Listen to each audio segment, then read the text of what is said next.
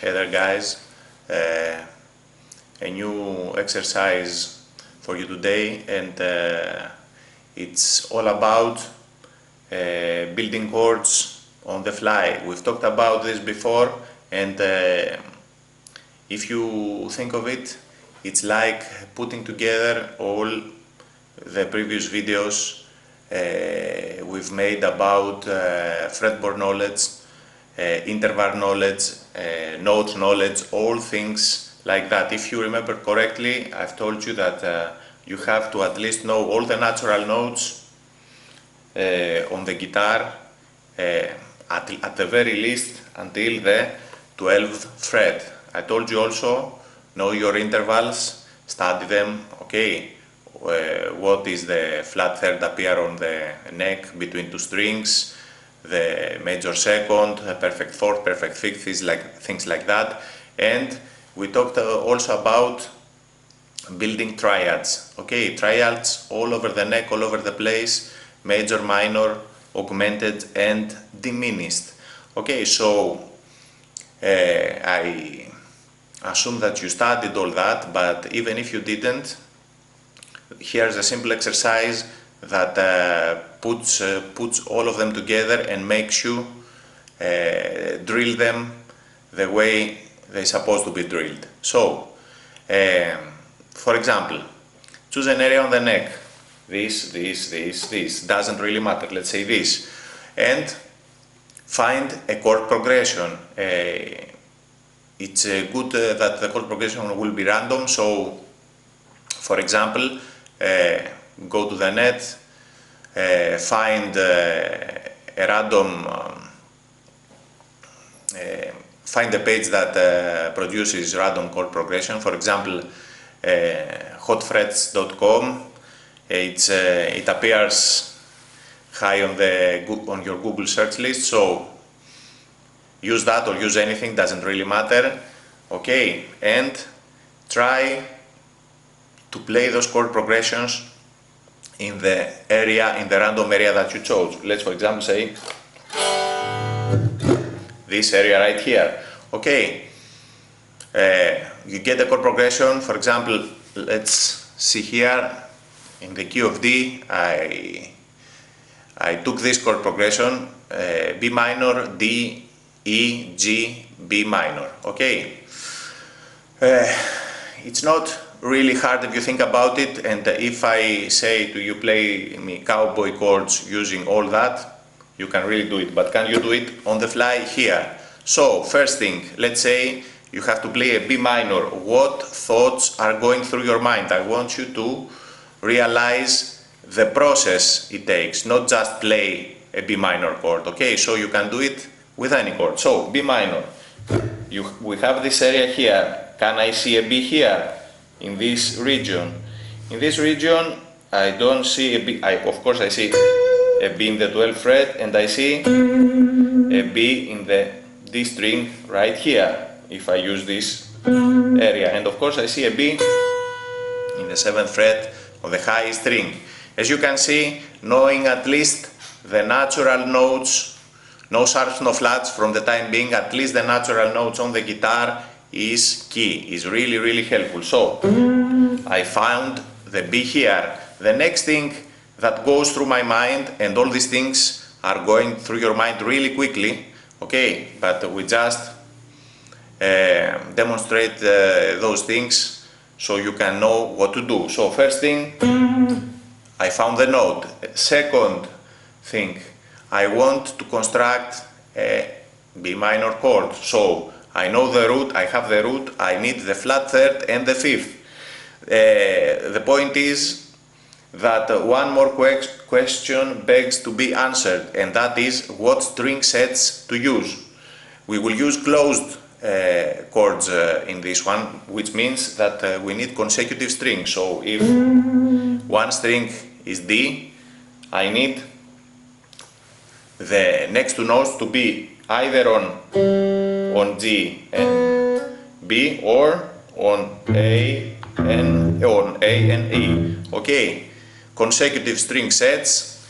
That's the way I'm going to build my chords. Let's say I'm using D, G and B, this string set right here. So the first note is B, I need the third, the flat third. From my knowledge of intervals, the flat third is here. Where is the fifth? It's here, but it's on the same string, so I have to find someone else. Here. Okay, 1, flat 3, 5. So that is the process. First thing, identify the note. Next thing, identify the string set that you want to put the other two, and then find them. This is a B minor. Okay, I want to continue to D, D major. Okay, so one more thing that this process makes you realize is to develop a good voice leading. Voice leading is how to, although I'm not an expert, voice leading basically is smooth transitions between chords. So, okay, you may find B minor here and you may find D major here, but it's really far and the transition it's not really smooth. But instead of this, if I do, I have only changed one note and you can see and hear that the transition is really smooth. Instead of, different chord, the point is that the D major is played as close as possible and moving as few notes as possible. Of course that is not really necessary, but take that also into consideration, because you will realize that someone may play a bunch of chords and another person may play the same chords but they sound totally different. Okay, it's because of the voicings they're using. So B minor, D major. How did I do that? Do I have to remember the shape? No, I do the process all over again. Okay, it might seem boring to you, but I will say it again, you don't need to memorize fixed shapes. Okay, the shapes will be ingrained in your mind easy, slowly and steadily, but don't try to memorize it from the get-go. So B minor, I want a D. First thing is to identify a D close to the B. A D is here. Okay, on the G string. Can I identify also another D? It's also here. Okay, 10th fret, high string, like in lower. And of course in other places, but then we get too far. So a D here. I want to construct a D major chord using this note. Again, I use the same set of questions. First question, find the note. Second question, find the string set. What string set I want to use? I want to use the G, the D and the B string.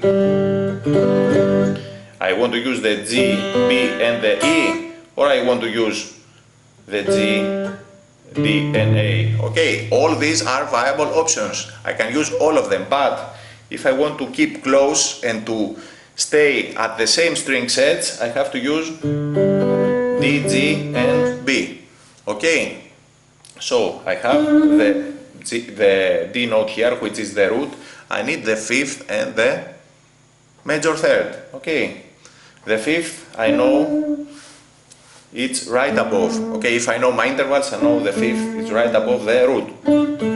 And I want the third. Okay, if we were in the lower string sets, the third would be here. But right now, since the G is tuned in thirds, the major third is right here. So root, perfect fifth, major third. I can play it just holding a small bar. So as you can see, the only thing that actually moved is from here to here, but I don't want you to know this memorizing those shapes. I want you to follow the process. Okay, identify a note, identify the string sets, identify where is the remaining two notes, the third and the fifth, and play them. So B minor, D major, I want an E minor. Where is the E? The E is here. Okay, so if the E is here, I can use the same string sets as before. So E, D major, E major. So B minor, D major, E major. Okay, and moving on to G. Next, same process again and again. Where is the G? Okay, the E here, G, I know G is here on the 5th fret, and I also know is here. I also know that is here. I choose this one. I could choose any of the aforementioned G's anywhere on the neck, but I try to stay close and stay close to the sound I want. Okay, so this chord progression may be played in one way like we're showing here, but you can play it any way you want. Okay, so C, C minor, D major, E major, and I use the D here to play the G major, the G to play the G major. So I identified the note, I chose the string set. The string set this time is B, G and D. These three strings here. So since this is the one, I have to find the 5 and the 3, and the 3 and the 5 here. Okay. B λοιπόν, B the root, the 5th is this time not right above because the G is a third apart. Okay, and the third is right here. This is a G major. Okay, so B minor, D major, E major, G major. Okay. This is a simple chord progression. One would say, okay, but I want to use different string sets. You can do that. You're not obliged to use anything you don't like. For example, I found the string set I like here, someone else might find the B here. 7th fret, high E, and wants to construct a B minor to start the progression, B minor. This is the root, so I want the 3rd and the 5th, okay? You don't, here you don't have a choice of choosing string sets simply because you have to use the B and the G, since, as we said before, we want consecutive string sets. Okay, simple. B, I want the 5th and the 3rd. In the B, the closest we have is the 5th, right above, and the 3rd is here, but we don't want the B major, we want the B minor, so here, a simple bar right here. Okay, as you can see, the process may seem a bit slow at first, but if you try to practice that, it becomes faster and faster, and before you know it, you won't be able to tell how fast you've chosen your note, your string sets, where is the 3rd, the 5th, everything. So, B minor, okay. If you remember correctly, the next chord was D major.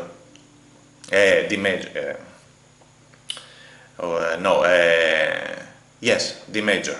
So B minor here. Okay. Maybe I want to retain the string set. Okay, so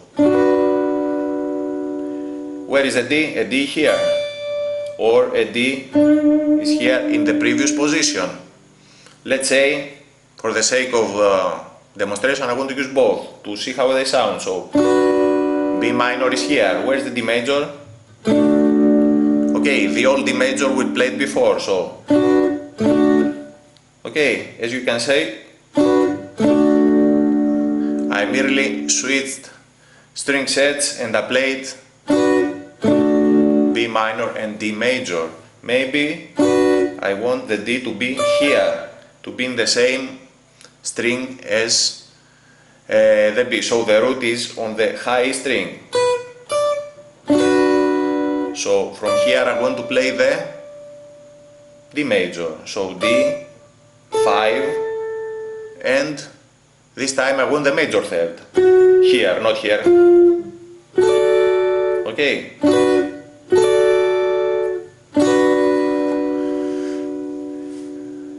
Okay, as you can see, the options are endless. Okay, next chord, for example, is E. The E, of course, is here in the 12th fret, so I can play E major the same way I played the D, or I can use other E's. Okay, you name it.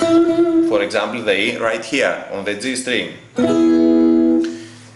So when you realize that you have all the options available, you will start to worry about voice leading, about what inversion you use. And that's the thing about inversions. I don't want you from the start to say, okay, I played this type of the G chord, what inversion is it?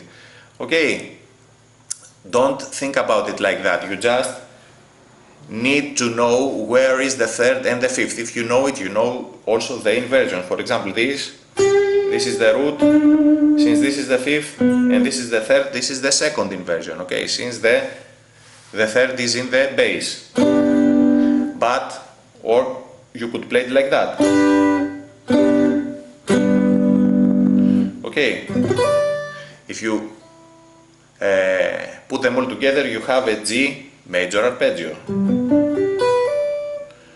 Okay, or we could play the G major here using the last three strings, like your pretty known D open D chord. As you can see, all those things are connected, but don't try to memorize each one of them on their own. Try to build them as you go. You will see that the process will become easier and easier and faster.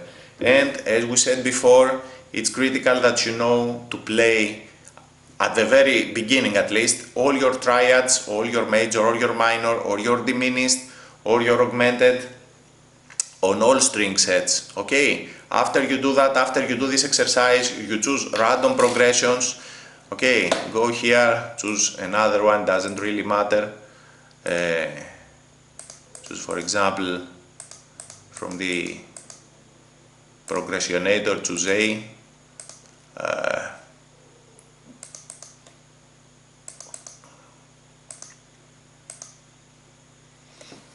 You can do whatever you want. You want to play A major, I have an A here, I have an A here, A here, A here. Okay, start, identify the area you want to create something, then find the note, then find the string sets, then find the 1, the 3s and the 5s, or the flat 3s, the 5s or the flat 5s. Okay, all the combination imaginable, and start building chords. Okay, for example, here I played the B minor. After you get accustomed with all the basic chord families, major, minor, augmented and diminished, start adding other notes, making major 7s, dominant 7s, minor 7s, you name it. Okay, it's all about stacking intervals. So if this is the B and you want, for example, to play the B minor, all you have to add is the minor 7th. Okay, so Can I add the minor 7 while retaining this position? I have to search for the minor 7. Where is it? Do I know where the minor 7 is? One simple way, if you don't know your intervals, is to search for the minor 7 from the root. Since this is the root, this is the major 7, 1 fret apart. This is the minor 7, 2 frets apart. So if this is the minor 7, this is also the minor 7. Okay. This, of course, is maybe the way you do it at the start, but you will realize that after a few times of practice, if you see the root here, you will instantly know that the minor 7 is here. So this is a minor chord, this is a minor 7, with the minor 7 as the bass note. Okay, I want you to start using random progressions, or not even progressions in a key, random chords. Okay, name chords and start play them. I want to play the B minor using the string set I have in my head here. Okay, I want to play the B minor on another string set or another, and go on and go on. Okay, it doesn't really matter. I want to play a diminished chord. You have to be able to do it. So get really good, and I mean really good, at the basic triads using this approach, and then start connecting the dots. Start adding a note here, subtracting a note there. Okay, so in my book, all those heavy instruction manuals about chord libraries and things like that are only useful as reference. You can't learn endless chords by memorizing shapes. Okay, just think of it as what you want to achieve. You have a bass player, it plays all the bass notes, all the roots, and you may want to just play the third and the fifth. You have to be able to know where the third and the fifth is. Okay, for example, here we play the G. You may want to omit the G and play the fifth and the third. Just by glancing at the fretboard, you would be able to do it, and the bass player would play the bass note. So you can create interesting voicings, more cool and fitting chord progressions than the one you used to create. So it's not really rocket science, it's just applying what you already know. Okay, I will say it again for you. Know the natural notes, at least the 7 natural notes until the 12th fret, and I mean at least. Okay, know your intervals, know your triads, the basic families, major, minor, augmented and diminished, and use this approach to make this knowledge be more solid inside your head. Okay, not really hard, but you have to do the work. You have to start and playing.